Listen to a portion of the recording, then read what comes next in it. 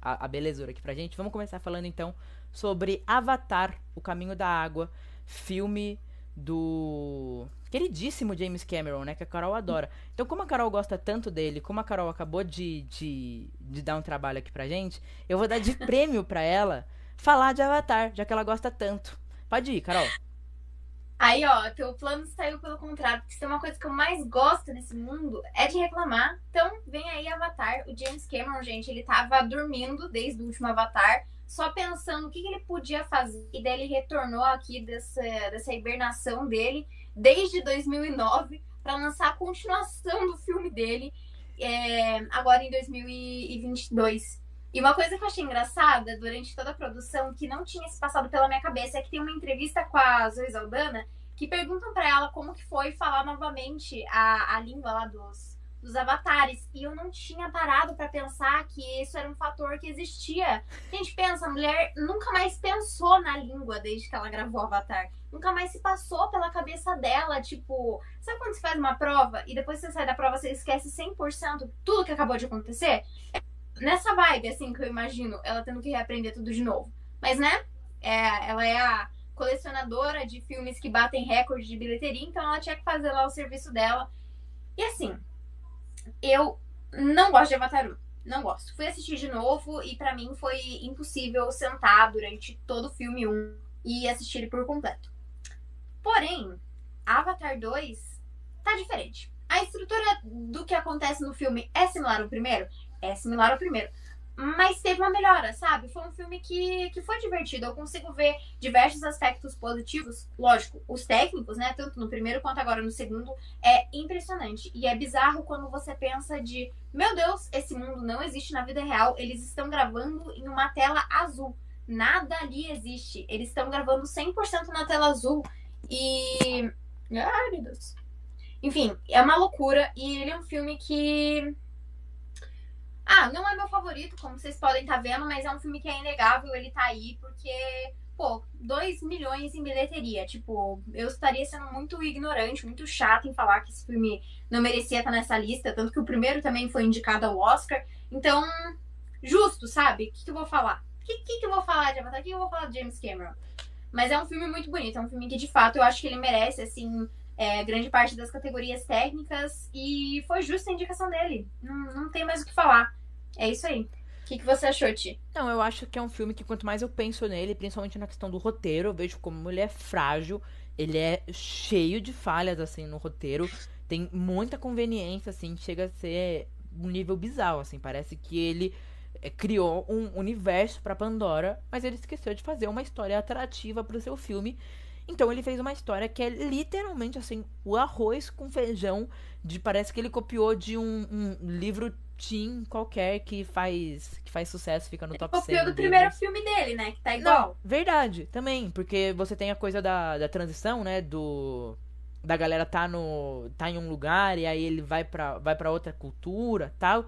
Então, de fato, é muito parecido com o primeiro filme na sua estrutura e não no bom sentido, porque isso poderia ser uma coisa boa, né, de você manter o tom e tal, mas aqui não, é simplesmente um filme repetitivo, mas que assim, parece que quando eu tava no cinema, eu seria hipócrita de falar o contrário agora, mas parece que quando eu tava no cinema eu entrei no mundo de Pandora. O Adam tá bem bravo aqui comigo no chat por eu estar falando assim de Avatar. Mas eu entrei no mundo de Pandora mesmo. Eu acho que é um dos filmes mais imersivos que eu já assisti na minha vida. É muito bonito, visualmente, mas a criação do mundo mesmo. Você vê que é um mundo de fato muito vivo. Então, Avatar, pra mim, é justíssimo tá aí. Pela revolução tecnológica que ele impõe também. E assim, não vai ganhar. Então, beleza, Sim. entendeu? Eu acho que é justíssimo ele tá aí. E também a gente tem que falar um pouco sobre esses filmes de bilheteria, esses filmes que fazem muito sucesso. Porque a gente, afinal de contas, o cinema depende deles pra sobreviver. Pra que tudo em todo lugar ao mesmo tempo aconteça, pra que um Tar aconteça, precisa ter um Um Avatar, After Sun. um After Sun. Não, até, por exemplo, a própria Searchlight, que faz os Banshees de Inisherin e Avatar. Sabe, Né? pra que exista os Banshees de Inisherin, a gente precisa da bilheteria do Avatar, né? E Então, é assim, justo. sendo bem sincera, eu terminei o filme e eu falei, eu veria o terceiro, sabe? tipo, óbvio, por obrigação eu vou ver o terceiro, né? Porque eu gosto muito de falar mal do filme do James Cameron, mas eu fiquei até que com vontade de, tipo, revisitar aquele mundo e ver uma nova história, assim. Não foi um filme que eu saí com um saldo negativo, então eu vou dar... E esse filme, eu fui, assim, com as piores das expectativas, tá? O problema tá 100% em mim, isso eu não nego nem um pouco, mas ele, de fato, tipo, eu saí com um saldo positivo dele, então a indicação dele foi bem merecida, assim. Não, o pessoal tá comentando aqui de treta que teve na sessão do cinema, entendeu? Que tava muito lotado as salas. Na minha sala eu achei que não ia ter ninguém. Eu apostei que não ia bater os 2 bilhões e de fato bateu. Então uma muvuca assim faz. Na minha sala aconteceu a coisa mais engraçada do mundo, que tirou um pouco do foco do filme, que foi, tava meio vazio o cinema. E daí eu tava com os meus amigos, e na fileira da nossa frente tinha um grupo de pré-adolescentes. E tava rolando o babado ali na frente, assim. E tava rolando a fofoca. Então, assim, foi uma coisa que dificultou um pouco ali a imersão no filme, mas também foi culpa das crianças, né? Não foi culpa do filme isso. Não, o Jonatas colocou um comentário aqui. Calma, Jonatas, que a gente vai chegar lá. Preparando os xingamentos pra quando chegar na parte de Elvis. Então fica aqui com a gente, Jonatas. Fica aqui todo mundo que a gente vai falar de todos os indicados nessa categoria, pelo menos um pouquinho, tá? Nada de novo no front. Filme da Netflix, com apoio total da Netflix. E que agora não tem mais Glass Onion na categoria de melhor filme, principalmente. E a Netflix ainda quer vencer o seu primeiro Oscar. E acho que Nada de Novo no Front chega muito forte nessa categoria por conta disso. É um filme que se passa durante a Primeira Guerra Mundial e vai contar as desilusões que os soldados mais jovens, né, um grupo de meninos, tem quando eles chegam naquela situação. O filme vai passar por várias fases, tem umas passagens no tempo, e é um dos filmes mais sinceros e cruéis sobre guerra, né? Tem uma... não dá pra gente dizer que tem inspiração em Vai e Veja, porque Nada de Novo no Front é um filme de 1930 adaptado. Mas tem elementos do Vai e Veja, filme de 1985 também. E fizeram uma readaptação de um filme que já era bom e ficou ainda melhor. A Carol pode falar um pouquinho mais sobre também o filme de 1930, sobre essa adaptação e tal. O que você achou dessa questão especificamente, Carol? Eu lembro que quando saiu, assim, né, o primeiro filme, tanto esse também é adaptado num livro, escrito por um cara que de fato foi pra guerra, então isso é muito interessante você ter isso. Eu sei que o Oscar ali, pelo começo, tinha muitos filmes que você tinha, de fato, veteranos de guerra fazendo participações, e Nada Novo no Front foi isso, né? Tinha um autor, eu acho que o diretor também foi pra guerra, eu acho que até os atores chegaram aí mais tarde pra Segunda Guerra Mundial. Mas, assim, em comparação com o de 1930 e o de hoje em dia, o de hoje em dia, a história, obviamente, é muito mais clara. Você consegue se conectar mais com todos os personagens por conta da época, né? O de 1930, ele tinha limitações extremas por conta da época. É um filme em preto e branco, então, tipo, você também perde muito das coisas, assim. E aqui nesse filme a gente tem uma coisa muito interessante, é que ele tem toda uma paleta de cores gélida, assim, né? Você tem uma atmosfera pesada, assim, e bem como o Thiago falou, eu sinto que ele é um filme muito realista, assim, os personagens, você consegue sentir o medo que todos eles sentem, né? É um filme muito interessante nesse quesito. Eu fiquei surpresa com a indicação dele no BAFTA. Agora eu já tô, tipo, em paz com essas decisões. Não porque eu acho que ele não mereça, mas só porque eu fiquei impactada, né? Que no BAFTA ele recebeu 14 indicações, então acabou que quando ele foi indicado no Oscar eu já tava meio ciente que isso poderia acontecer, então não me chocou tanto. Mas ele é um filme pesado, assim, não é um filme pra você ver rapidinho, despretensiosamente, assim, mas é um filme que te prende, assim, quando você pega ali o ritmo do filme, né? Você tem que comprar a ideia também, né? Mas quando você pega ali o ritmo do filme, você se conecta com os personagens, se importa com o destino deles. Então, isso é muito importante num filme de guerra, assim, nesse sentido. E filme de guerra, pra mim, é uma dificuldade, porque eu sinto que é muito difícil algum deles me entregar uma coisa que eu já não tô esperando. Lógico, tem diversas exceções nesse quesito, mas eu acho que filme de guerra é sempre muito difícil, assim, conseguir inovar tanto. A gente tem diversos muito bons, mas querendo ou não, é isso. Tipo, te entrega aquilo que você tá esperando, e eu sinto que Nada de Novo no Front, ele consegue dar uma elevada no nível justamente por esse realismo e a forma crua como ele demonstra essas emoções, o medo, né, dos personagens, assim, é um filme que vale muito a pena assistir e que tá na Netflix, né? Então, se você estiver querendo ver um filme à noite que seja mais pesado, assim, se tiver nessa vibe, Nada de Novo no Front é uma ótima opção e é um forte concorrente, querendo ou não. É impossível negar, ele tá em diversas categorias, como a gente já comentado anteriormente. Ele tá bem forte aqui. Acho que não leva categoria. Não leva, né? Estatueta de melhor filme, mas ele tá muito bem. Vai muito positivamente agora nessa premiação, assim. Acho que. E tem chance de talvez dar uma virada. Eu acho que não vai, mas portas abertas, assim. Vamos ver o que vai acontecer daqui pra frente. Não, uma pessoa assim que no BAFTA, o Albert Scott, que faz aquele general mais velho, que depois se torna amigo do protagonista, ele foi indicado pra melhor ator coadjuvante. No Oscar Ele tá ele bem. acabou não conseguindo a indicação, assim, ele tá muito bem.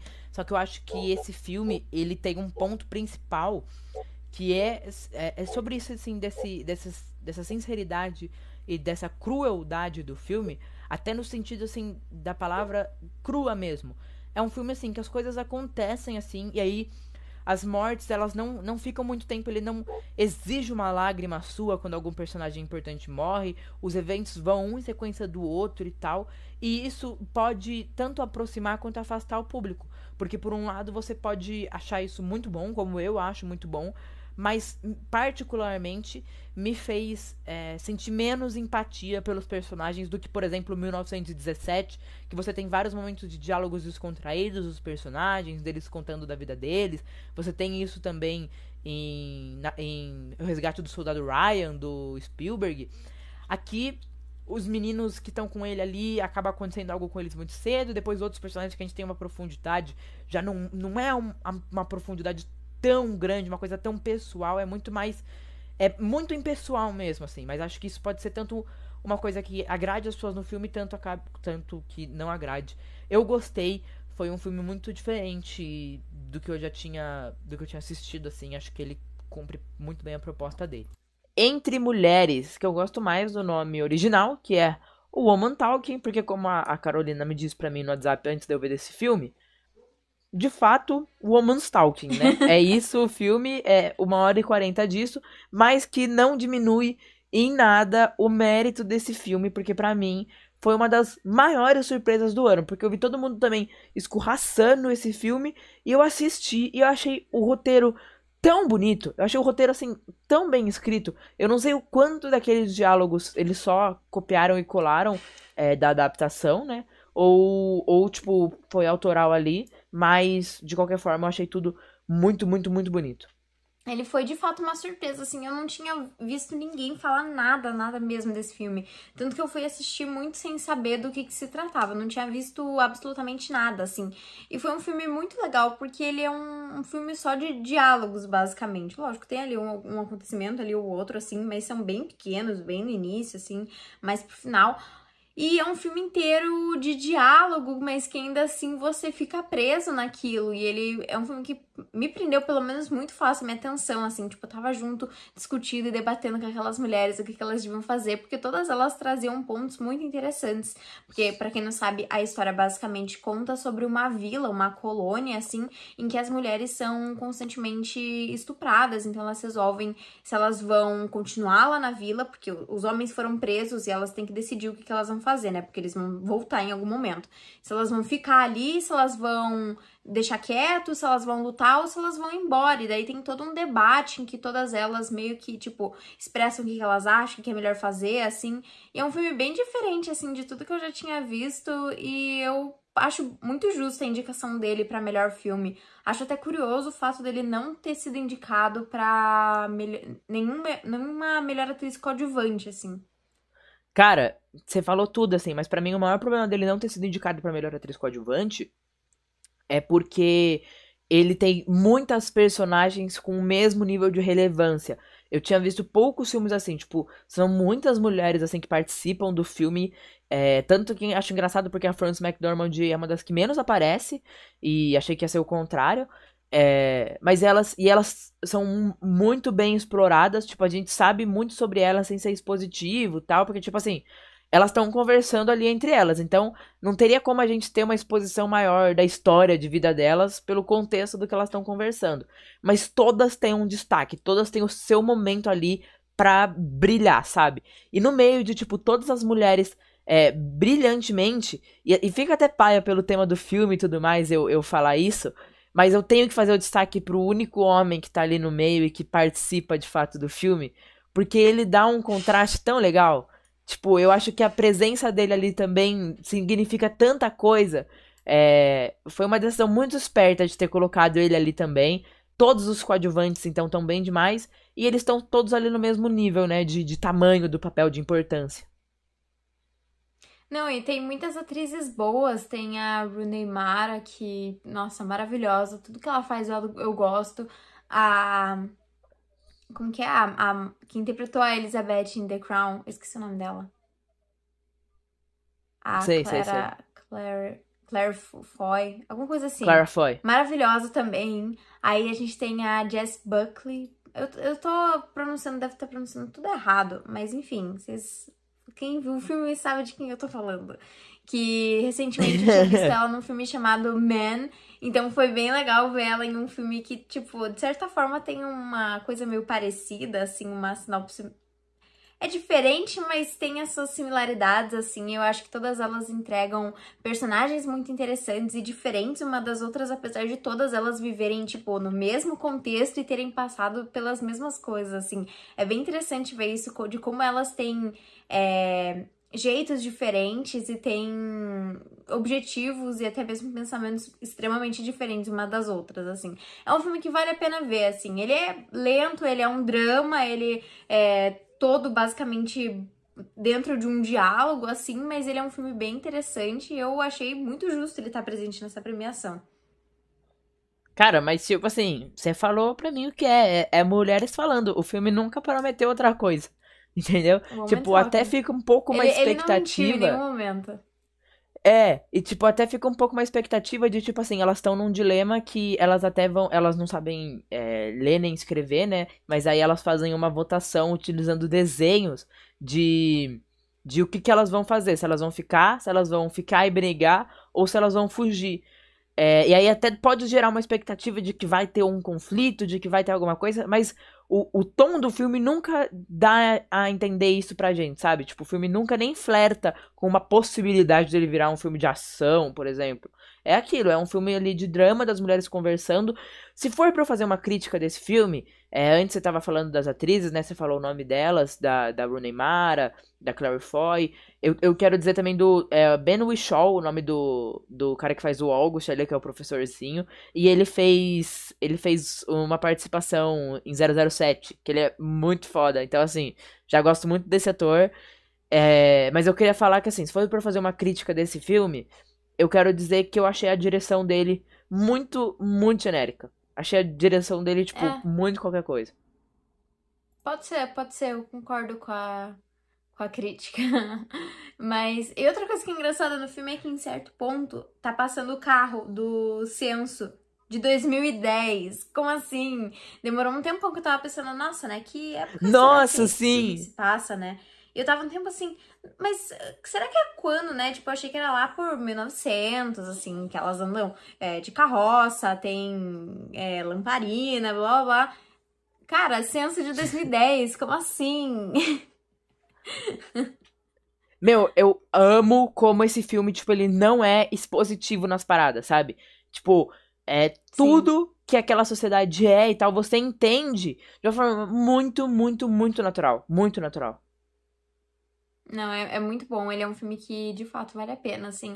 Também, eu diria que não é um filme pra todo mundo, porque eu sei que tem muitas pessoas que não têm saco pra ficar um filme inteiro só baseado em diálogo, mas é um filme Mas é que é bem curtinho. interessante, assim. É, 1h40. E é um filme que termina e você fica tipo, caramba, né? Tipo, é um filme que faz você refletir enquanto você tá vendo ele, porque todas elas trazem pontos muito interessantes, assim, dentro da narrativa, assim. Então, acho isso muito legal. Bora. Que é Triângulo da Tristeza. Chega aos cinemas brasileiros. Tu assistiu? Vou ser bem sincero, eu ainda não assisti. Ah, então vai ficar pra mim falar sozinho, pô. Então eu Vai vou, ficar. eu vou, eu vou ser breve sobre o Triângulo da Tristeza, tá? é um filme do Ruben Östlund, que é um diretor já reconhecido por seus filmes. O filme dele é de 2015, concorreu ao Oscar de melhor filme internacional. Ele é sueco, esse é o primeiro filme dele em língua inglesa. E eu acho que ele é um filme, venceu o prêmio de Cannes, eu acho. Que venceu o Festival de Cannes como melhor filme, que não é pouca coisa. Normalmente eu gosto dos filmes que vencem Cannes. Mas nesse caso aqui a gente tem uma mistura óbvia de The White Lotus com Succession.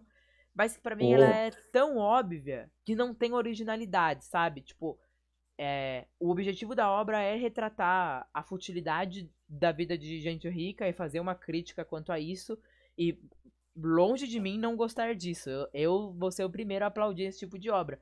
Mas não traz nada de novo, assim. Traz só piadas baratas, assim, que pra mim, pô... Cara, a primeira e a segunda parte desse filme, assim, são sensacionais. Inclusive tem uma cena... Pô, eu vou te dar spoiler. Isso aqui é inacreditável. Vai lá, vai em frente. Eles têm um grande jantar que acontece no iate. E aí é um jantar de gala, tal. Comida chique. Só que é bem no dia que tá tendo uma turbulência muito grande no navio. Então começa a balançar muito, a galera começa a passar mal. E a galera começa a ir embora pra vomitar, com uma baita diarreia. Tanto, o nível fica tão intenso que entope todos os banheiros do navio. E tem literalmente uma cena que é o mesmo corte, assim, a mesma cinematografia da água vindo em Titanic, só que Ai, com meu Deus. a água de esgoto subindo, assim, surgindo. Ai, Pô, velho. é gigante, assim. Nem é um spoiler tão grande, porque nos posters, tem vários posters dos personagens vomitando. E aí, é genial essa parte, assim, eu gosto muito. Tem alguns momentos específicos que o filme se destaca, mas no geral eu acho que ele é um filme que não traz nada que The White Lotus já não tenha trazido, assim, sabe? Essa foi a minha maior decepção. E aí o terceiro ato, o filme vira outra coisa que eu só não gostei. Mas é um mistério? O filme é mistério? Não, ele é... Cara, eu acho que ele é só comédia. Eu ia colocar uma comparação aqui pra você falar, então, Glass Onion ou Triângulo da Tristeza? Só que aí, como não tem mistério, Não tem. Mistério Não. não fica tipo tão assim, legal. Não tem nada de mistério, assim, tipo, alguém morreu, alguma coisa aconteceu. Tem várias coisas no filme que você fica interessado em saber. Tipo, tem uma personagem que ela... E são pessoas muito, muito ricas mesmo que estão lá. Aí uma das personagens, ele é um vendedor de armas e de granadas. E ele é conhecido por isso. E aí, um momento, os piratas invadem o navio. E aí, a esposa do cara, eles são senhores, assim, de 80 anos. Cai, assim, uma granada no pé dela. Aí ela olha, assim, pega com a mão.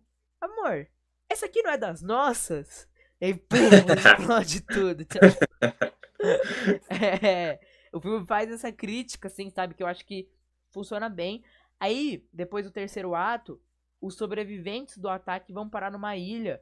E aí eles fazem meio que uma reconstrução, uma hierarquização da sociedade.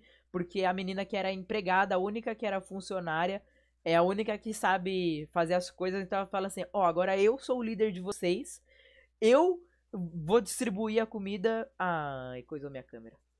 Mas é isso, assim, é um filme divertidíssimo, mas não passa disso, que eu acho que não vale pro Oscar. Então vale a pena, pelo menos, tirar suas próprias conclusões no cinema, né? É isso. Os Banshees de Inisherin. Olha, isso é interessante que é simplesmente que os Banshees de Inisherin chegaram aos cinemas nacionais. E um filme que nós três assistimos. E assim, a Carol falou muito bem. A Carol fez as expectativas que eu tinha sobre esse filme ficarem altas. Mas aumentou... Mas assim, foi mais do que a Carol disse pra mim que ia ser. A Carol pode começar falando sobre esse filme. O filme chegou quinta-feira passada nos cinemas aqui do Brasil. Então ainda tem pra assistir.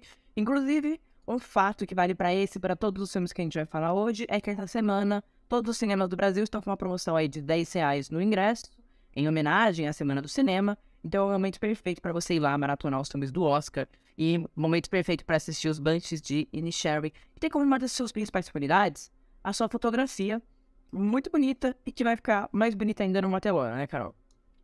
Cara, esse filme, eu falei isso antes, eu vou falar ele de novo, assim. Ele é um filme surpreendentemente bom, mas não porque, tipo, eu duvidava da qualidade, assim, do filme, mas porque todo o desenrolar da história é, assim, bizarro, que não dá pra você prever, assim. É um filme verdadeiramente muito bom, assim, de fato, um dos destaques é a fotografia.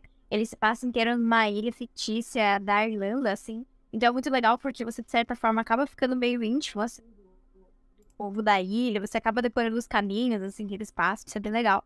Mas pra mim, o destaque mesmo desse filme são as atuações. Tanto é que todo o elenco principal tá indicado ao Oscar na categoria de melhor ator, 2 na de melhor ator coadjuvante e 1 na de melhor atriz coadjuvante. Merecidamente. Não, né? Eu acho que esse filme tem de bonito, assim, e o que ele traz de mais positivo é a maneira como essa história ela é simples e bastante particular, envolvida num contexto que pode-se dizer é muito maior, né? Do que aquela situação toda ali. São 2 personagens que estão vivendo um conflito, mas ao mesmo tempo estão ao lado de algo que está ganhando proporções muito maiores, que é uma guerra civil. Então, ó, esse filme é perfeito. Assistam no cinema. Cara, o Adam falou isso da Guerra Civil e eu acho interessante, de fato, essa metáfora que o filme faz entre irlandeses brigando com irlandeses na guerra que eles estão assistindo de fora, enquanto eles, os 2 principais, ali, o Colm e o Colin Farrell, que eu esqueci o nome, estão tendo entre si mesmos, né? E no final do filme, não dando um spoiler assim do final, mas tem uma frase muito forte sobre isso, que se refere tanto ao relacionamento dos 2, tanto à situação que acontecia na Irlanda e que volta e meia acontece na humanidade. Então é um filme, pra mim, muito bonito. Em especial, eu gosto muito do Martin McDonagh. Eu fui conhecer ele depois dos Banshees de Inisherin. Eu fui dar uma estudada maior no portfólio dele.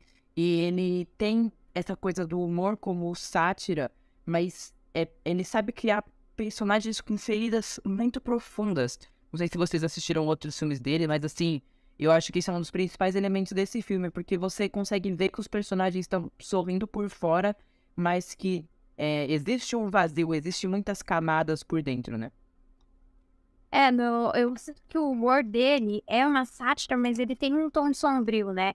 Não é tão... Por exemplo, Não Olhe Para Cima é um humor de sátira, mas aqui é um humor que tem uma... É sombrio, assim, é mais pra baixo, assim. E é muito interessante. O outro filme que eu assisti dele foi 3 Anos por um Crime, que também foi indicado ao Oscar. E também é um filme excelente, assim, e a gente também vê diversas cenas em que, durante o filme, assim, são engraçadas, mas a situação em si é horrível, né? E é muito lindo também a relação que eles têm nesse filme com os animais, né? Eu acho que é um dos poucos filmes em que os animais eles ganham uma participação muito importante, como se fossem parte da história de fato. Tipo assim, a gente fala muito de cenários que compõem a história, a gente fala muito de personagens coadjuvantes, mas os animais aqui, eles trazem uma carga muito poderosa para esse filme. Então, é uma linguagem única do diretor, e eu acho que é uma história que do início a fim as pessoas vão se encantando, assim, conforme ela vai passando, né? Ela te intriga, ela ao mesmo tempo te emociona, te faz rir. É muito interessante esse filme. Seria Tudo vendo o filme.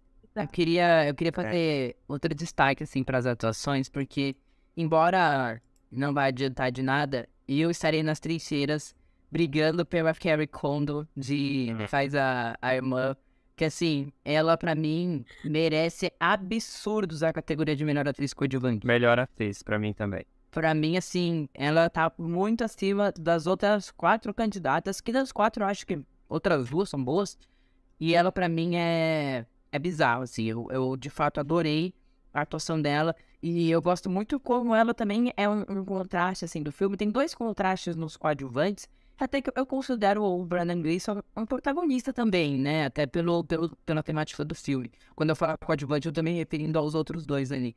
Ela dá um contraste muito grande por ela ter uma visão de fora, e aí tem uma cena que eu adoro, que quando ela fala assim, que o Colm fala, ele é muito chato, e ela responde, todos vocês são chatos, todos vocês são insuportáveis. E eu gosto muito, assim, da visão dela, do que ela dá do ponto de vista dela. E o outro coadjuvante pra mim, que pra mim, assim, esse é uma preciosidade, assim, do filme, e que até a primeiro momento você questiona um pouco até do papel dele ali no filme, que é o personagem do Barry Keoghan, que é um ator que tá crescendo, né? Ele tá escolhendo muito bem as coisas dele. E aí você vê que é um monte de gente brigando por ego e tendo uma briga besta, e ele que de fato tá passando por um problema real acaba sendo negligenciado, né? Uhum. Eu gosto muito da atuação da Carrie Condon, porque ela, querendo ou não, é a voz da razão, assim, do filme. Que a gente tem um monte de personagens extremamente únicos e excêntricos, e daí tem ela, assim, que parece ser a personagem mais centrada, assim. Outra coisa que eu acho muito legal nela é que a gente vê no personagem do Colin Farrell e dos outros, assim, tipo, as vantagens de se morar naquela ilha, assim. Mas é na personagem da Carrie Condon que a gente vê as desvantagens. Ela, em diversos momentos, fala o Tom Cruise. Eu sei que foi uma atuação muito, muito verdadeira, assim, dela. Realmente também tô na torcida pra melhor atriz coadjuvante. E pra melhor ator coadjuvante também, eu gostei muito dos dois, do Brendan Gleeson e do Barry Keoghan. Eu acho que eu tô um pouco mais pro Barry Keoghan, apesar de que eu acho que nenhum dos dois vai ganhar. Mas, assim, não é muito bom, assim. O Pizza tá comentando aqui que os animais dão meio que uma vibe pro filme. Total. Total, isso é o complemento perfeito. Ah, e uma curiosidade, olha que interessante. Tem no filme, o Colin Farrell tem uma jumentinha, que se chama Jenny. E aí eu fui ver as curiosidades sobre o filme e diz que na vida real a jumentinha também se chama Jenny. Porque ela não é uma jumentinha atriz, tipo, ela não é um animal treinado pra isso. Então, pra ela conseguir responder aos personagens, né, os atores, eles continuaram com o mesmo nome, assim. E daí, parece que em várias entrevistas o Colin Farrell falou que ela era meio diva, assim, tipo, ela já machucou ele nas filmagens, assim, tipo, deu problema, assim, mas... Não, ela é linda, pô, ela é linda. Eu acho que ela traz a composição perfeita, assim, é muito bonitinha a relação dele. Ah, enfim, é muito fácil soltar spoiler sobre esse filme, sabe? Porque ele é muito gostoso de ser assistido, apesar dos períodos mais sombrios que ele possui. A composição como um todo, assim, deixa um gostinho de que quero mais, sabe? Não, pois o filme é uma vibe, cara. O filme é muito bom pra assistir, vale muito a pena. Então, quem não assistiu, vai assistir no cinema e é isso. Vale muito a pena assistir. R$10. Tá com R$10 no bolso? Vai ver os Bush de Sharp. Se bem que sim, né? Cara, não vou puxar essa pra valer. Só que se eu tenho R$10 no bolso e vou no cinema nesse momento, nessa semana, eu escolheria outro pra assistir. É o Batman aqui. É o Batmóvel. Não, é o próprio. A própria moto tá dentro do quarto da Carol ligando o motor, assim. Enfim. Elvis, filme dirigido pelo Baz Luhrmann, que é um diretor conhecido por suas extravagâncias, e aqui não podia ser diferente, mas que eu achei que no caso do Elvis combinou muito bem. É um filme que eu saí só satisfeito do cinema, e sou muito grato também, porque meu vídeo de maior sucesso no YouTube é falando desse filme, então não posso falar muito mal também.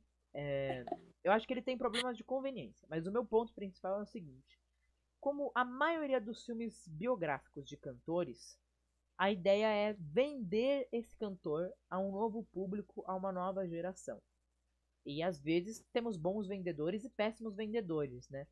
E aqui nesse caso é um filme que vende muito bem a figura do Elvis Presley. Você entende toda a magnitude dele no filme. É um caso assim que quem é fã do Elvis não tem como não gostar desse filme, sabe? É um filme feito de fato para fãs de uma forma bem feita. E quem não conhece vai acabar gostando. Que, por exemplo, quando a gente fala dos filmes produzidos pela galera do Bohemian Rhapsody, como I Wanna Dance With Somebody e o Bohemian Rhapsody, você tem filmes que quem tem uma ligação com aquela pessoa, com a protagonista, no caso o Freddie Mercury e a Whitney Houston, vai se identificar, vai gostar da história, vai entender os elementos. No caso do Elvis, eu não sabia nada sobre a história do Elvis. Eu tinha muito mais ouvido falar sobre o Elvis do que as músicas dele. E aí aqui nesse filme eu me surpreendi muito positivamente com tudo que o filme fala. O filme também ele não abre mão das polêmicas, embora ele passe um pano, mas ele fala sobre a questão do Elvis ter se apropriado de uma música culturalmente, uma música de uma região dos Estados Unidos predominante de pessoas pretas, né? E também fala sobre a questão das drogas, fala sobre os relacionamentos conturbados que ele teve durante a sua vida. E o filme escolhe ali o Tom Hanks como o vilão, o agente do mal. E achei até que Tom Hanks tá legal. Muita gente não gostou, eu gostei dele no filme. Mas agora a Carolina pode falar o que ela achou. Eu achei que é um filme divertido, um filme de entretenimento. Porém, entre esse filme e Babilônia tinha que estar aí, né? Mas assim, vamos falar sobre o Elvis. É que pra mim, o decisivo do Babilônia não era esse filme. Quando a gente chegar no filme que eu acho que daria pra ser o decisivo pra entrar Babilônia, eu falo. Eu gostei muito de Elvis. Eu gostava muito de Elvis porque quando eu era pequena eu assisti muito Lilo e Stitch. Tanto é que o meu cachorro se chama Stitch. E a trilha sonora de Lilo e Stitch é o Elvis Presley. Eu juro pra vocês, isso acontece mesmo. E a Lilo, ela é obcecada pelo Elvis Presley. Então, quando eu era pequena, eu também era. E eu gosto muito das músicas dele. Então, eu fiquei muito feliz quando foram lançar um filme biográfico do Elvis, assim. Eu conhecia todas as músicas, eu gostava da pessoa Elvis, mas realmente a história dele eu não sabia a fundo. E foi um filme que eu gostei bastante, assim. Ele é um filme que conta a experiência cinema, conta você ir no cinema assistir. Ele é um filme que tem toda uma sonoplastia muito legal, que é como eu comentei, é como você ir a um show do Elvis, né? E hoje em dia, como vocês sabem, o Elvis tá morto, não tem como ir no show dele, então a gente tem esse filme aqui que é muito legal. E foi um filme divertido, gostei, acho super válida a indicação. Eu sei que muita gente não gostou, sei que muita gente vai criticar a direção do Baz Luhrmann, mas eu achei que, ao contrário dos outros filmes dele, aqui esse exagero que ele tem fez total sentido porque tá relacionado com a vida do Elvis, né? A parte em que ele faz shows seguidos, o abuso das drogas, toda essa continuação, assim. E a gente tem grandes atuações do Austin Butler, que tá... Ele se tornou o Elvis, né? Eu vi uma crítica há um tempo atrás, muito interessante, que era um cara falando que em Bohemian Rhapsody o que não dá certo é porque o Rami Malek, ele não... Ele faz uma versão do Fred Mercury que é uma versão conhecida na mídia. Então ele não mostra meio que ele, quando ele tá sozinho, a versão do Fred Mercury quando ele tá só com ele. Quem que ele é fora dos holofotes, assim. E aqui a gente tem o Austin Butler representando os altos e baixos, até porque o filme foi escolhido ter sido contado da visão do empresário do Elvis, que eu acho que também foi uma coisa interessante. Acho que o Tom Hanks também tá muito legal, até porque é a primeira vez que eu vejo ele interpretando um vilão, assim. Acho que é como o Thiago falou, ele passa pano em algumas atitudes do Elvis, óbvio que passa, mas também não é nada que você saia aí, tipo, meu Deus do céu, que absurdo. Curti bastante Elvis, acho que foi uma indicação válida aqui para melhor filme e para as outras categorias também. Eu acho que até a questão da montagem, né, aquela coisa extravagante e tudo mais, é uma metalinguagem, assim, de um filme. Sim. A vida do Elvis, assim. Então, foi um filme bem legal. Eu lembro que eu fiquei bastante... Você se sente, né, na vida dele. Fiquei bastante tempo com as músicas na minha cabeça. Tô até agora com Looking for Trouble.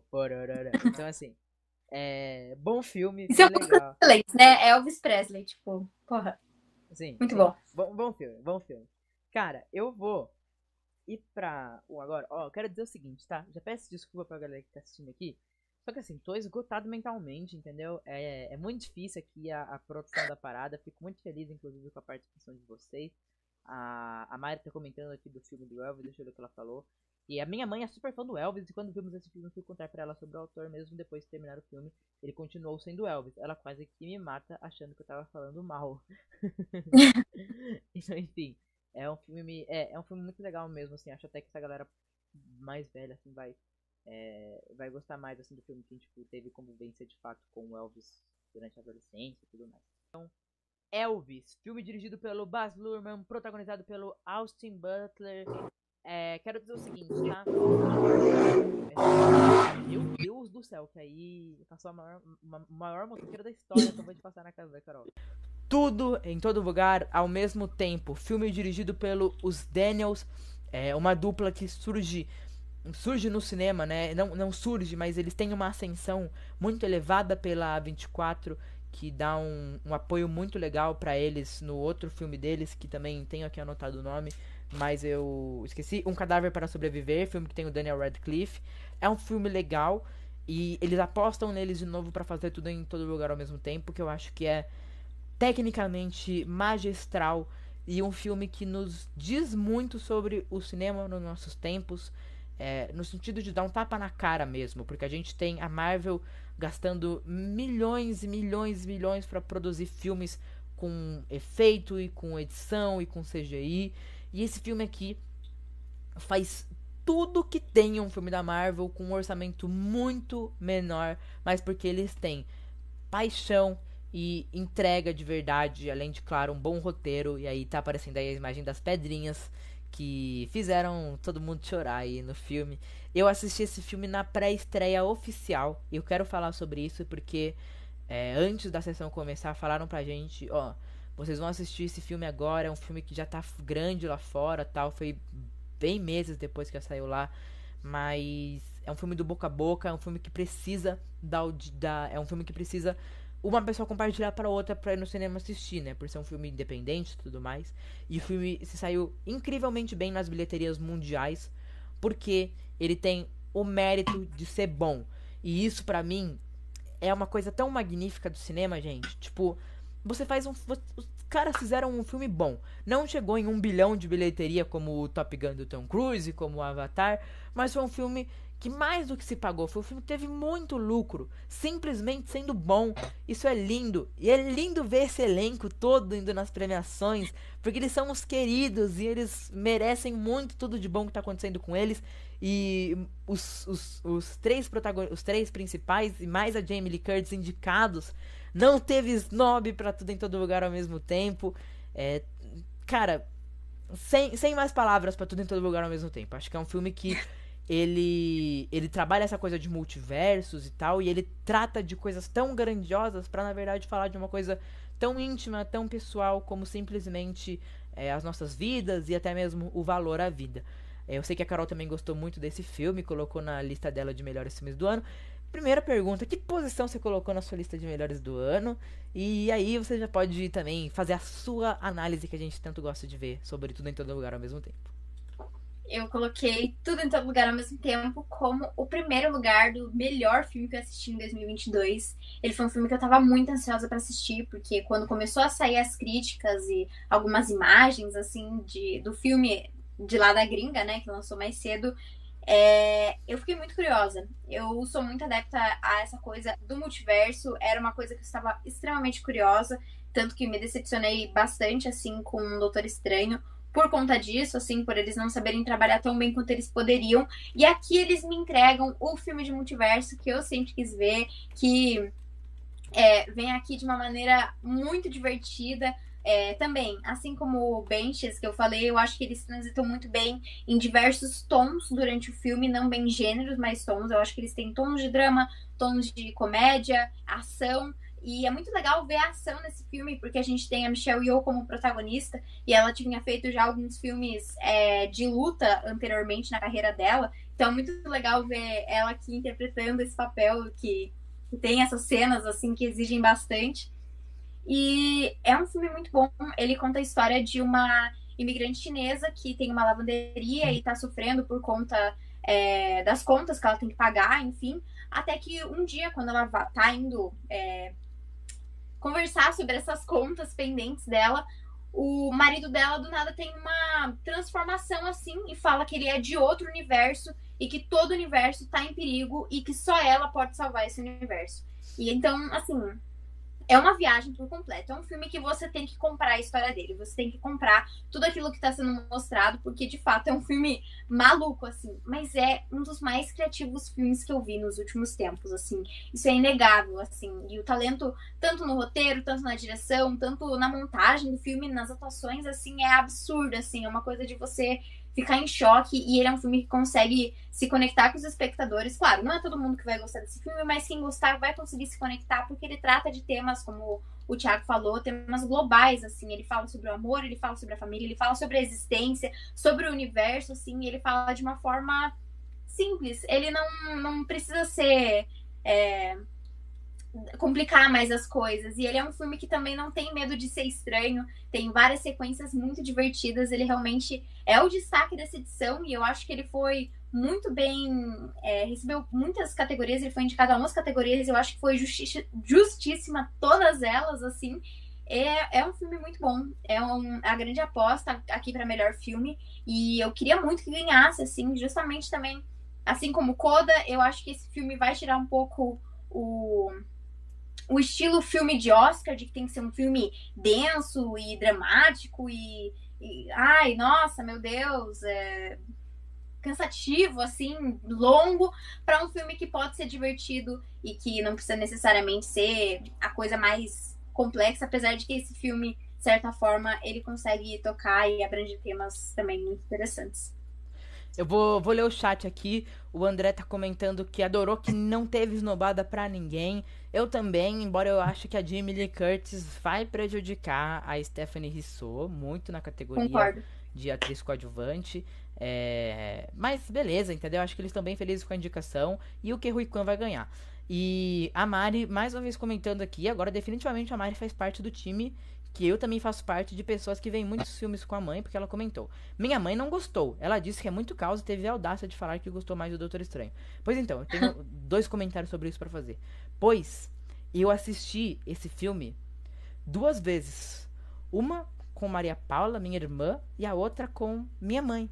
E as 2 odiaram o filme. Eu levei uma no cinema assistir e a outra tive que pagar a versão de aluguel digital pra assistir.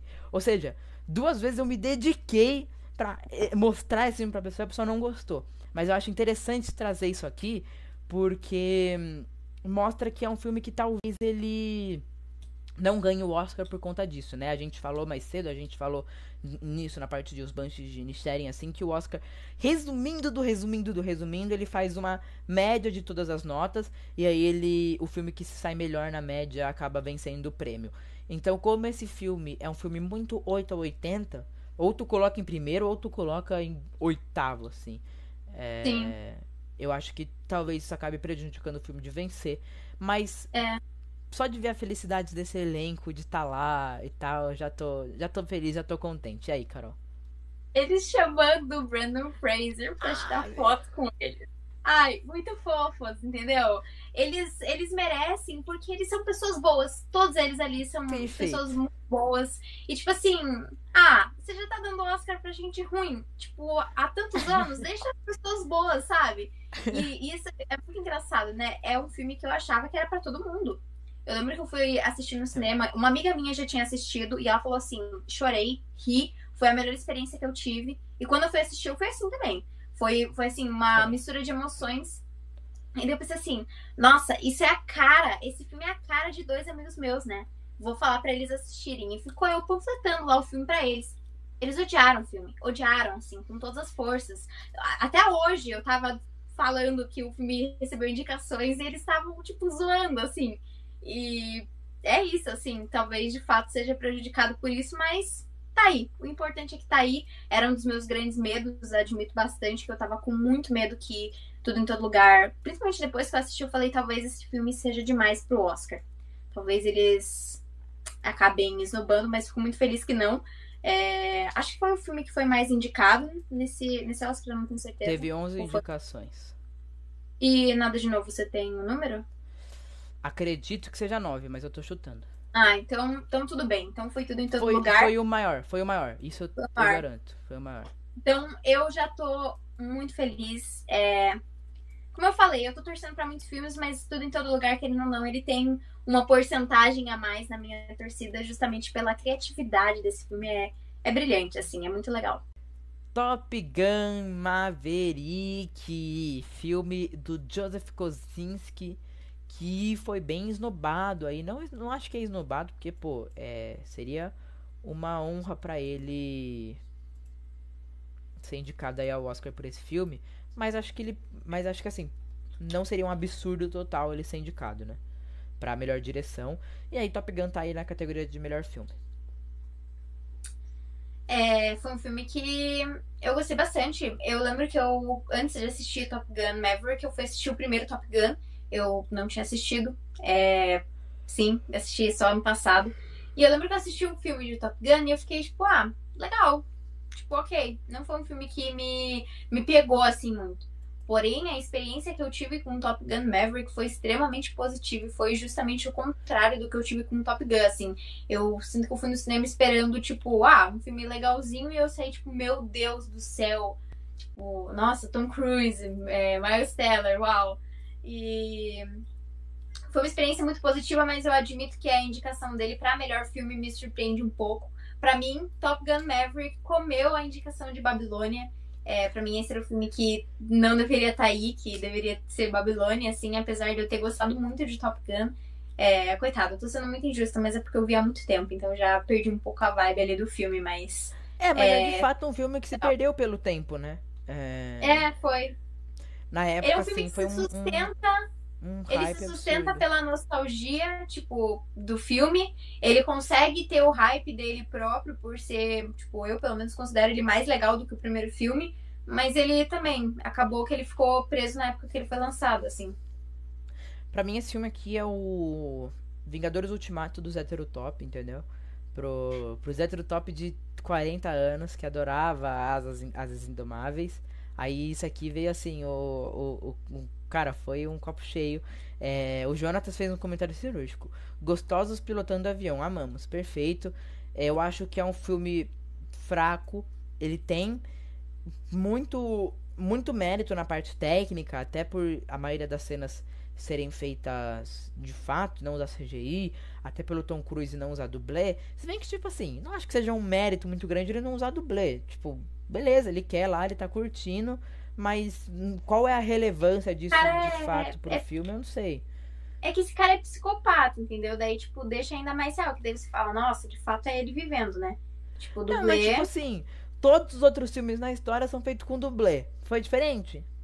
Então, o que eu vi uma entrevista do Henry Cavill, dele falando sobre como foi gravar Missão Impossível 6 com o Tom Cruise. Que o Tom Cruise meio que falou assim, todo mundo vai gravar sem dublê, e o Henry Cavill falou, beleza. E aí, falou que, tipo, o Tom Cruise disse que você, além de tornar o filme mais realista, né, porque você tá vendo o próprio personagem enfrentando tudo aquilo, o próprio ator entra mais dentro da cabeça do personagem, assim, por conta disso. É isso, é um mérito a mais, assim, do filme. Eu acho que, tipo, tanto ele fazer as próprias cenas dele, quanto ele fazer o resto do elenco também junto. É um filme que o Tom Cruise, tipo, não digo bancou, né? Porque ele não bancou financeiramente, eu acho, mas ele foi um filme que ele bancou emocionalmente, assim, né? Tanto pra acontecer, quanto pra durante as gravações, assim. Acho que é um filme que tem algumas cenas muito interessantes de drama, assim, né? A gente consegue, por conta da memória do personagem do... Esqueci o nome dele, do primeiro filme lá, que é o melhor amigo do Maverick. Aqui a gente tem o filho dele, que é o Miles Teller. E eu acho que a gente tem umas cenas interessantes, assim, de drama entre os dois personagens. Mas, principalmente, a gente tem cenas de ação dos aviões no ar, assim. Ele é um filme muito legal pra quem curte as cenas de Star Wars, assim. A cena final do quarto episódio, com certeza esse filme lembra muitas perseguições de nave que tem em Star Wars. Então, quem curte vai gostar desse filme, com certeza. Ele não é um filme ruim, muito longe disso. Mas não é um filme Oscar. Estão comentando aqui no chat. Na opinião de vocês, foi roubado ele não estar na categoria de melhor fotografia? Roubado não, mas eu esperava que tivesse, assim. Acho que ele faz uns planos muito legais. Eu gosto muito das paisagens, mas eu gosto mais ainda quando a gente às vezes entra dentro ali daquela câmera do piloto. Uhum. Eu acho bem legal. Cara, no cinema deve ter sido um máximo. Acho que eu ia gostar do filme muito mais, porque ia dar também o efeito alucinógeno do Avatar, né? Tipo, o Avatar, quando você tá vendo o filme no cinema ali, você esquece os problemas do filme. Mas eu vendo na minha casa, num dia de calor, entendeu? Sentada aqui na minha cadeira, que não é a cadeira mais confortável do mundo. Eu vi muitos problemas. Eu acho que é um filme que ele apela pro emocional de uma forma, assim, covardíssima. Porque ele sabe que vai funcionar. Então ele coloca o casal, aí ele coloca o filho do moço, e aí cena triste. A única cena no filme que, de fato, assim, me pega emocionalmente é aquela homenagem que eles fazem pro moço que perdeu a voz. Me salva, Carol. Qual que é? Eu não sei. Eu não lembro o nome dele. Ele tem um nome tão marcante, assim. Mas sim, é o cara que faz o capitão agora, que ele é, tipo, o chefe máximo lá do... O loiro que faz o... Nossa, me fugiu 100% o nome dele. Mas, enfim, gente. Quem viu o filme sabe de quem que a gente tá falando. Sim. De fato, foi uma homenagem bonita. Eu acho que a única crítica que eu faria pra esse filme é o casal, assim. Porque eu achei meio, tipo, paia, né? Paia. É porque não é a mesma menina do primeiro filme. Daí você adiciona uma nova mulher coloca um contexto que, tipo, a gente é apresentado agora já, né? Tipo, como se eu fosse sentir assim, nossa, eles se reencontraram de novo. Não, tipo, eu nem sei quem é essa mulher, nem sei qual é a história dos dois, assim. Tipo, quem é você? E então, pra mim, esse foi o maior problema, mas é um filme muito legal. Eu fui convidada pra ver esse filme numa cabine de imprensa, no IMAX, que é um cinema que tem aqui. E esse filme foi gravado em tecnologia IMAX, então foi uma experiência. Um dos poucos legal. filmes que foi gravado em IMAX, né? Isso também é um mérito legal do filme. Pra galera que tá chegando agora, tá falando aí no chat, a gente tá perto de acabar. Agora a gente tá indo pro último filme da categoria de melhor filme, porém não fiquem aflitos, pois amanhã, quando vocês acordarem, que eu sei que vocês vão dormir tarde, então vocês também têm que colaborar comigo. Se vocês forem acordar às 6 horas da manhã, não. Mas assim, pra quem for dormir tarde aí, amanhã vocês vão acordar e vai estar no nosso canal no YouTube. Então siga a gente nas redes sociais, tá? Thiago Van Hala, Carolina Genés pra descobrir o nosso canal no YouTube. Vai estar a live completa e um monte de cortezinho, delícia pra você degustar só a parte que mais te interessa, tá bom? Tar, filme do Todd Field, protagonizado pela Cate Blanchett. E vamos tirar o elefante da sala. É o melhor filme da carreira da Cate Blanchett, tá? Fiz questão de assistir outros filmes dela durante esse mês pra ver. Assisti Blue Jasmine, que ela tá muito bem. Assisti Carol, que ela tá muito bem. E assim, já vou fazer o ligamento assim, com Carol pra dizer o seguinte. Pra quem não tá muito ligado no que é Tar, no que vai falar esse filme e tudo mais, quero debater bem esse filme com você, Carol, mesmo eu estando cansado. Eu acho que esse filme é uma mistura de Carol com Whiplash. Eu vou dizer isso, vou vender o filme dessa forma, entendeu? Acho que eu vi vários elementos dos dois filmes aí nesse e cria algo novo também e cria um debate muito interessante. Cara, eu tô tão apaixonado por esse filme, mas eu não sei de fato assim o quanto eu compreendi da mensagem que ele quis passar, porque eu acho até que a direção ela é sempre muito imparcial, ao mesmo tempo que ela é pessoal do ponto de vista da Tar, né, da nossa protagonista, que eu vou chamar ela de Cate Blanchett, até porque eu já disse isso na live, né, mas como isso vai virar um corte à parte, acho bom dizer de novo que esse filme não existiria se a Cate Blanchett tivesse recusado o papel, então acho justo a gente chamar a Tar de Cate Blanchett. Eu acho que ele é um filme que você tem muitas coisas acontecendo nele, você tem várias pequenas coisas que vão rolando, vai rolar uma explosão a qualquer momento, você sabe que algo vai dar errado, mas você não sabe o que, você não sabe qual é o passado, e o filme ele não faz questão de te mostrar. O filme ele não está nem aí pra você, pro que você quer, diferente de Whiplash, por exemplo, que é um filme satisfatório no final, esse aqui é o contrário, né? Porque esse filme, assim, não vai te dar nada de mão beijada, é um filme complexo, é um filme que você precisa fazer uma ampla leitura dele mesmo, mas por isso eu gostei tanto, porque ele é um filme que tem uma direção parcial de um ponto de vista pessoal, isso é muito louco, né? E tem a melhor atuação da carreira da Cate Blanchett. E aí, Carol? É muito legal que a gente tem dois filmes biográficos concorrendo a melhor filme. A gente tem Elvis e a gente tem esse. A Lydia Tarr, que é a personagem principal desse filme, ela não existe na vida real. Ela é construída tanto pelo diretor, que também é o roteirista desse filme, quanto e principalmente, né, pela atuação da Cate Blanchett. Chega você a ficar se perguntando se aquela mulher de fato existe, se você não tá vendo uma biografia, assim, é assustador. Eu vi diversas críticas online, eu achei isso muito interessante, das pessoas falando como a Cate Blanchett tá transformada nesse filme.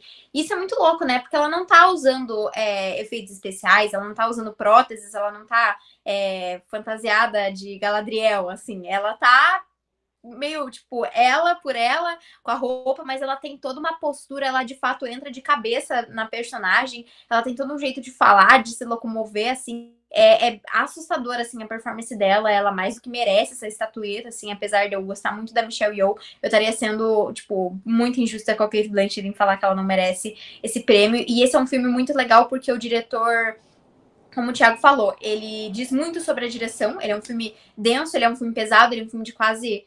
acho que tem 2 horas e pouquinho, quase 3 horas. 2 horas e 40 de duração. Ele não é um filme pra você assistir por assistir, assim, rapidinho. Ele é um filme pra você prestar atenção, porque tem poucas coisas que são ditas no roteiro. A grande parte é dita por sutilezas ao longo da direção. mas ele é um filme que não julga, ele é um filme que deixa pro espectador julgar o que é certo e o que é errado. Para quem não sabe a história do filme, o filme conta a história dessa condutora, essa regente chamada Lydia Tarr, que é extremamente conceituada ali no ramo dela, e quando ela tá prestes a lançar o seu livro e também lançar... Vencedora do EGOT, né? Do Emmy, Tony, Oscar e Grammy, que são os 4 principais prêmios, assim. Quando ela tá prestes a lançar também uma gravação de uma grande sinfonia, algumas polêmicas e algumas controvérsias sobre a carreira dela vêm à tona e cabe a você, espectador, julgar, basicamente, o que é certo e o que é errado. Basicamente é sobre isso o filme. A sinopse do Google em si não diz muito sobre o filme, meio que deixa ele extremamente abrangente, mas ele é um filme muito bom, assim, ele é um filme intimista, pessoal, mas ao mesmo tempo, é bizarro, assim, é uma experiência maravilhosa. Eu queria ter visto ele também no cinema, mas também acho que não é um filme que você perca muito dele por não assistir no cinema. Acho que dá pra assistir em casa. Eu vou fazer críticas a esse filme, tá? Eu acho que é um filme que eu amei muito esse filme, e normalmente, assim, os filmes que eu gosto, eu também tenho a capacidade, assim, de enxergar defeitos nele, porque eu gosto muito mais da temática que ele se envolve e do que ele se propõe a fazer. Eu acho que esse filme se propõe a um debate muito interessante sobre o que é a arte, os limites da arte e também principalmente sobre o legado e principalmente sobre essa separação do artista e da obra. E é uma metalinguagem muito legal o que a personagem da Cate Blanchett diz no filme em contrapartida com o que ela está fazendo com o que está acontecendo. Porque ela diz em vários momentos no filme de separar o artista da obra, ao mesmo tempo que ela está produzindo uma obra pessoal. E aí chega um certo momento do filme que tem um acontecimento em que ela briga por estarem se apropriando da obra dela. Mas se a gente vai avaliar só a obra, então qualquer um pode fazer. Não é o que você sempre diz? Então eu acho muito legal o jeito que o filme traz essas coisas. Tem outras metáforas do filme. Tem uma no final do filme com crocodilo. Eu pesquisei no Google. Aí depois, quando eu entendi no Google o negócio dos crocodilos, assim, minha mente explodiu. E é um filme... Cara, é um filme, assim, desgostoso de se assistir.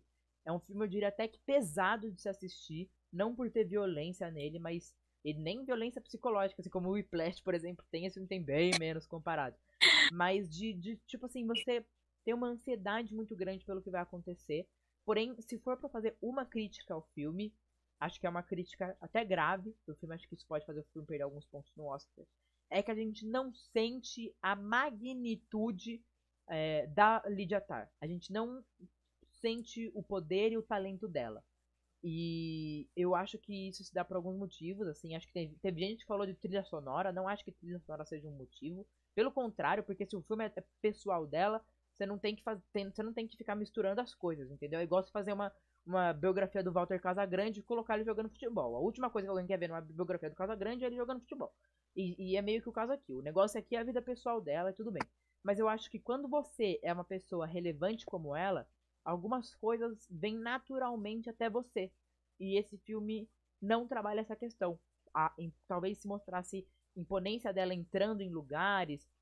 ou talvez até um foco especial naquela primeira cena de entrevista, mostrando o impacto que tem ela estar ali, tipo, ela tá dando uma entrevista exatamente pra onde, exatamente por qual propósito, assim, de tipo, o público tá ali fascinado por ela, ou é um público que tá meio ali, vai vir essa mina falar.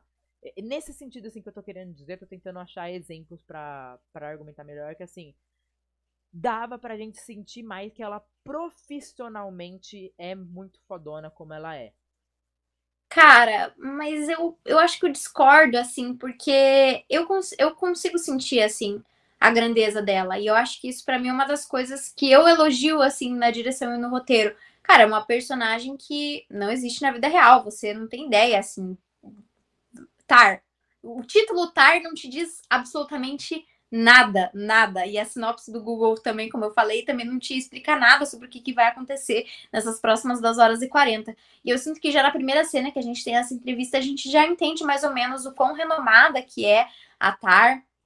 E eu sinto que ela tem uma presença de como... tipo, merecedora, assim. Tipo, ela merece muito aquilo que ela tem. Ela deve ter aquele ponto. Ela é ela age como uma deusa, assim, age como se ela pudesse fazer qualquer coisa, assim. Eu sinto que isso se diz muito pela postura dela, essa grandeza da carreira, mas eu acho que na introdução já, na entrevista em que a gente tem uma hora que um cara fica falando por muito tempo, assim, as grandes conquistas que a Tar teve durante a sua carreira, já dá para ter uma ideia mais ou menos de essa mulher, assim.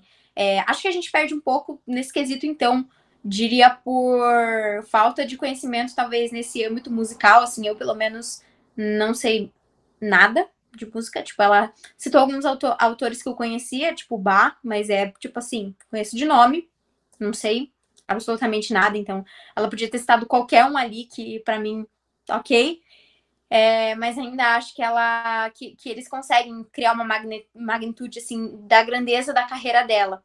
Não sei, é uma questão debatível, mas pra mim eu sinto que esse não foi um problema do filme. Tá dando umas.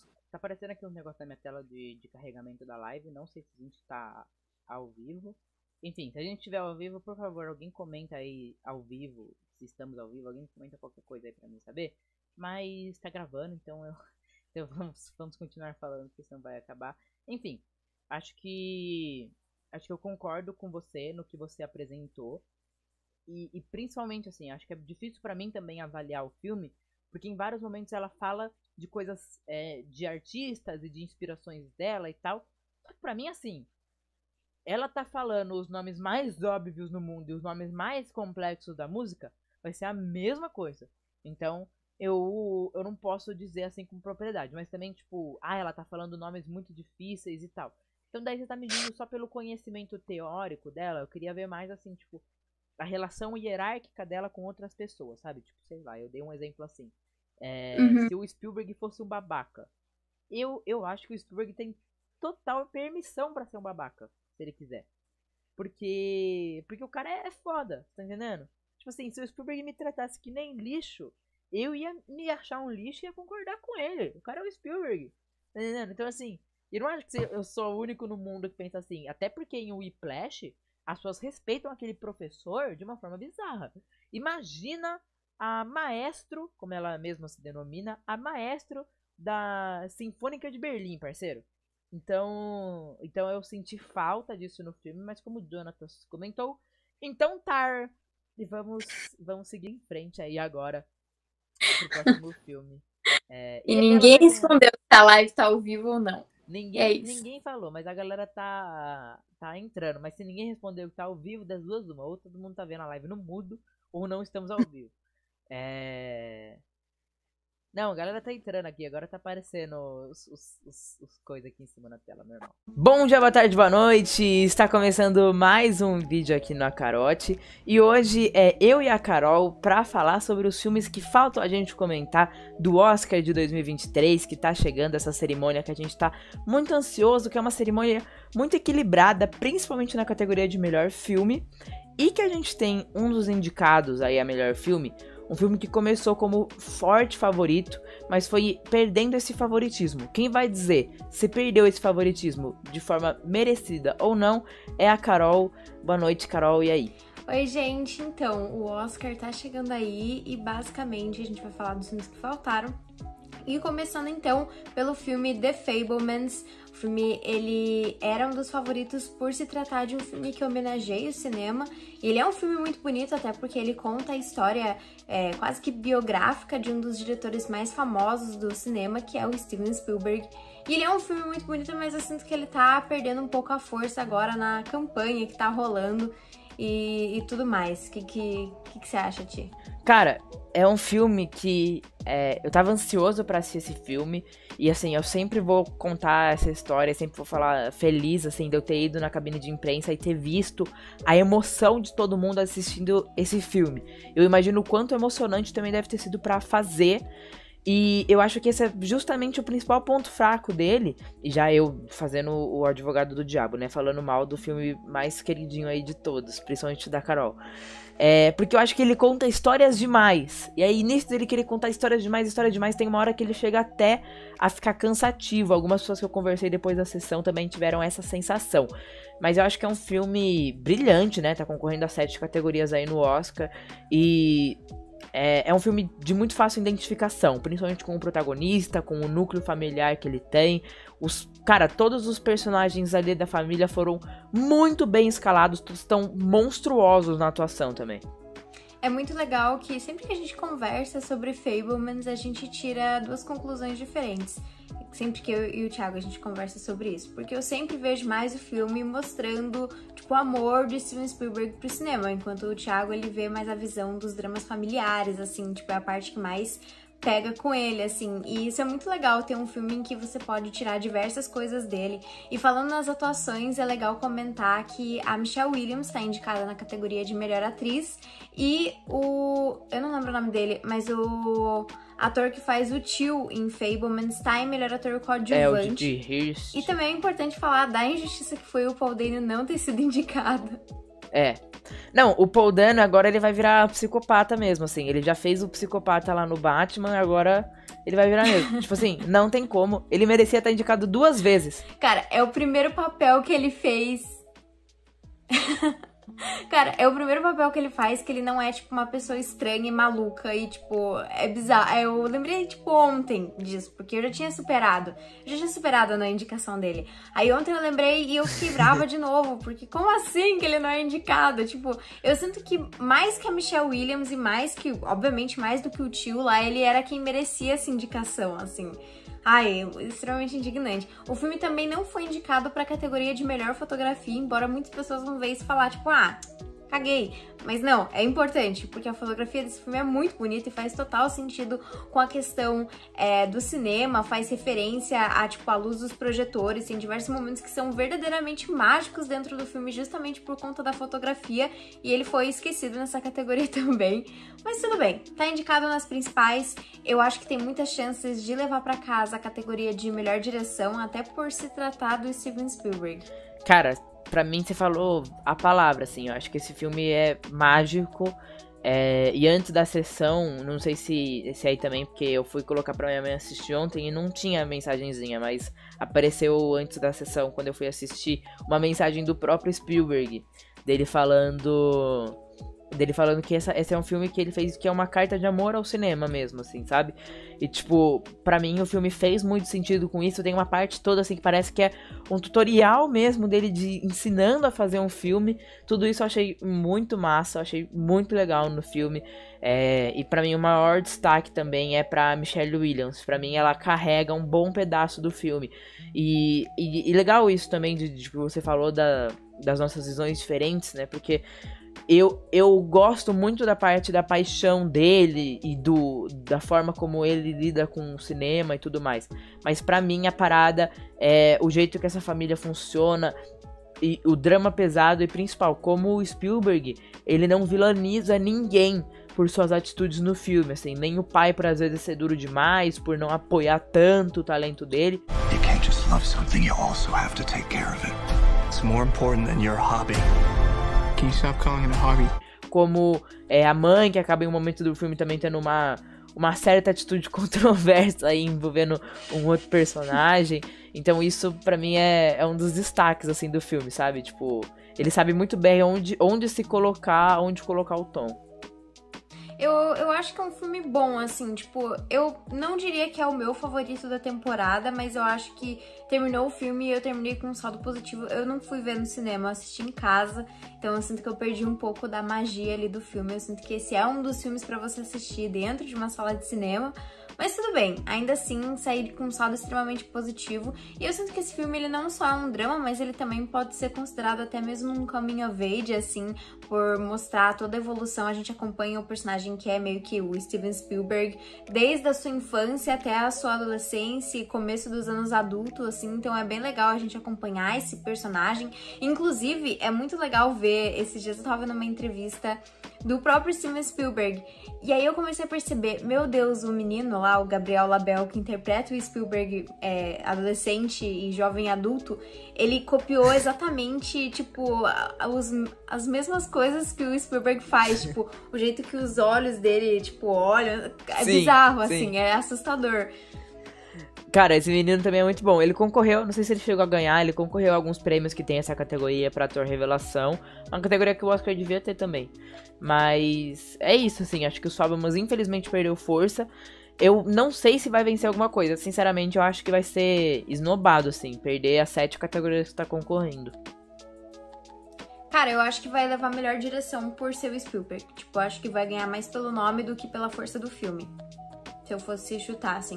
Porque as outras coisas, tipo...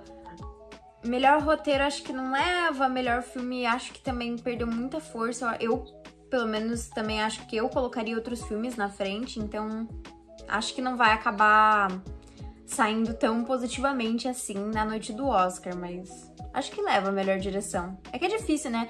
Quando algum filme leva a melhor filme, geralmente ele leva a melhor direção. É muito estranho acontecer de um filme... ganhar melhor filme e não ter levado melhor direção, né? Isso aconteceu no ano de La La Land, inclusive. Fica aí a curiosidade.